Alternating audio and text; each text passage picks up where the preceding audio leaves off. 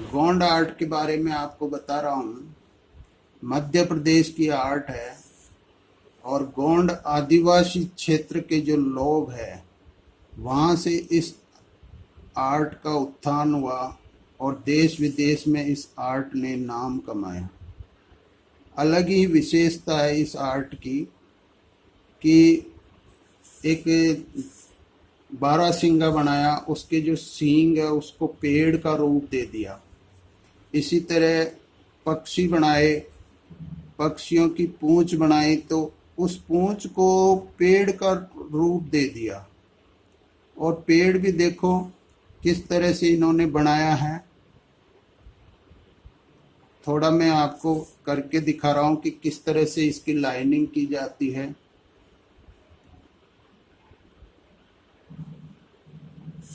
कहने को तो आदिवासी लोग कहते हैं, कहे जाते हैं, लेकिन उनकी आर्ट को देखा जाए तो आश्चर्य होता है कि कहाँ से इन्होंने आर्ट सीखी।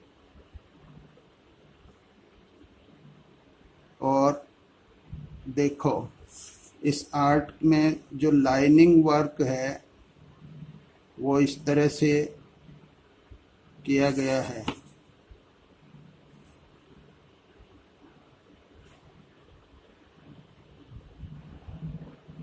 अलग ही रंगों का प्रयोग किया है।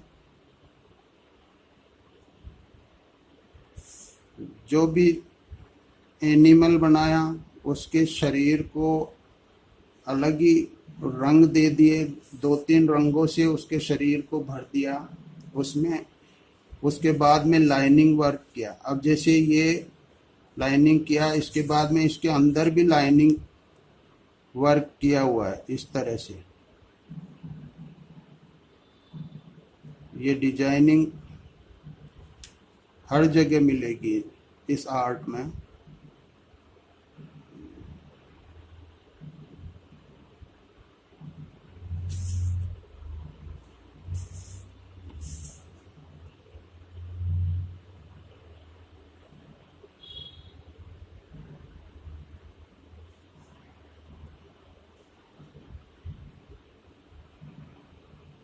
ये पेड़ की जो टहनियाँ हैं, इन टहनियों में भी देखो लाइनिंग वर्क किया हुआ है आउटलाइन करने के बाद में।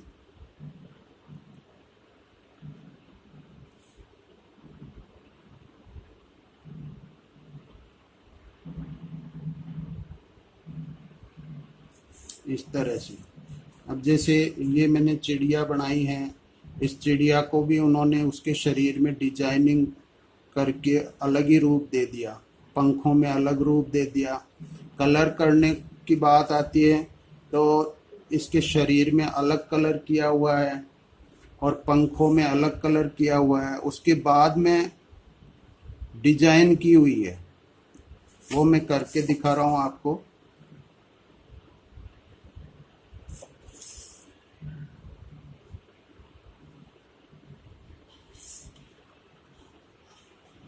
लाइनिंग करते समय हम कागज को अपने हाथ के अनुसार घुमा सकते हैं।